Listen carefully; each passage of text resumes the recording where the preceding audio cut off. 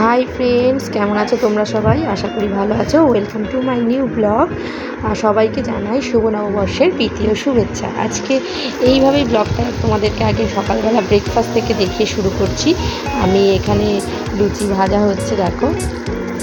মানে সব গুছিয়ে নিয়েছি, যেহেতু আজকে নববর্ষ, পয়লা বৈশাখ, তাই জন্যে অনেক রান্না আছে।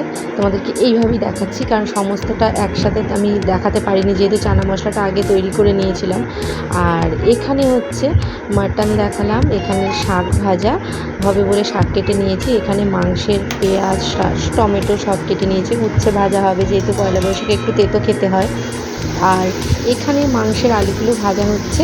মাংসের আলুগুলো আমি আগে বলি ভেজে তুলে নিই। আর এখানে ফ্রাইড রাইস করবো বলে, তাই জন্য বিনস গাজরগুলো সব ভেজে ভেজে আমি তুলে নিচ্ছি। এখানে উচ্ছে আলুটা ভাজা হচ্ছে, উচ্ছে আলুটা ভাজা বসিয়ে দিয়েছি আমি, কারণ একটু তাড়াতাড়ি করছি তো। আর এখানে দেখো, এদিকে আমাদের মাটনটা বসে গেছে। মাটনটা করতে একটু দেরি হয় তো, ওই জন্য আমি আগে বসিয়ে দিয়েছি। আর এপাশে ছোটো কড়াইতে উচ্ছে আলুটা ভেজে তুলে নিয়ে তারপরে কড়াইটা ধুয়ে ওতে আমি তেল দিয়ে পাঁপড়গুলো ভেজে নিচ্ছি। একটু চাটনি করব, পাঁপড়ও করব, তাই জন্যে। আর এখানে আমি চিকেনটা কড়াই চিকেন করব, এই জন্যে এর মশলাটা আগে ভেজে আর পেস্ট করব বলে ভেজে নিচ্ছি পেঁয়াজ টমেটোগুলো। চিকেনটাও দেখিয়ে দিলাম। আর এখানে চিংড়ি, কড়াইশুঁটি, পেঁয়াজ সমস্ত কিছু গুছিয়ে নিয়েছি, ফ্রাইড রাইসের মশলা। আর এখানে দেখো মাটন প্রায় হাফ কষানো হয়ে গেছে।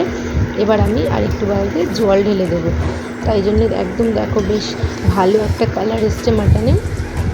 আর এখানে দেখো ক্যাপসিকামগুলো দিয়ে দিয়েছি। চিকেনটা হচ্ছে, চিকেনটার মধ্যে মশলা টশলা পেস্ট করে সব দিয়ে দিয়েছি। যে মশলাটা ভাজা হচ্ছিলো ওটা আর তোমাদের পেস্ট করানোটা দেখানো হয়নি, ওটা পেস্ট করিয়ে নিয়ে এই দেখো কড়াই চিকেন মোটামুটি প্রায় একদম রেডি।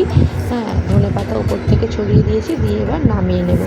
কড়াই চিকেনের শুধু কালারটা দেখো, কড়াই চিকেনের কালারটা জাস্ট ওয়াও, খুব ভালো এসেছে। আর সবাই বলেছিল খেয়ে খুব টেস্টিও হয়েছে কড়াই চিকেনটা। আর এখানে করব ইলিশ মাছ। ইলিশ মাছ হচ্ছে আমি কেটে ধুয়ে নিয়েছি। আর এখানে মোটামুটি নুন হলুদ মাখিয়ে মাছটা হালকা ভেজে আমি সর্ষে বাটা দিয়ে সর্ষে ইলিশ করেছি। ইলিশ মাছটা ফুটে এসেছে। আর এখানে দেখো সমস্ত লাঞ্চ মেনু আমাদের টেবিলে চলে এসেছে। এখানে যা যা করেছি তোমাদেরকে দেখিয়েছি একটু একটু করে। আজকে পুরোভাবে তো রান্না দেখানো যায়নি, যেহেতু অনেকটা রান্না। এখানে আমের চাটনিটা, এইখানে স্যালাড আছে, চিকেন আছে, এখানে মাটন আছে, মাটনের কালারটা শুধু দেখো। আর এখানে হচ্ছে সর্ষে ইলিশ আছে।